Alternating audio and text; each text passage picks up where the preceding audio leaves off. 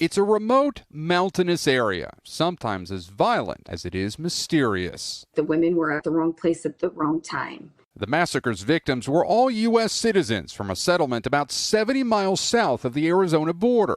Some were caravanning to a wedding nearby at a place known as LeBaron Colony, another spin-off Mormon community similar to theirs, founded in the early 20th century as an offshoot of the Church of Jesus Christ of Latter-day Saints. At the time, the settlers fled there from America to practice polygamy, having multiple wives, something forbidden by the mainstream church. Among the early settlers, Miles Park Romney, the great-grandfather of Senator Mitt Romney. But the area and its polygamous settlers have a checkered and sometimes violent history. Ruth Warner says she grew up there but escaped in 1987 with her younger siblings after fearing they were being abused by her stepfather. And I looked him in the face and I said, "You're not taking that little girl anywhere." Anna LeBaron's grandfather founded the colony. She was born there and says her family fled the settlement when she was a baby after her father was accused of murdering his brother.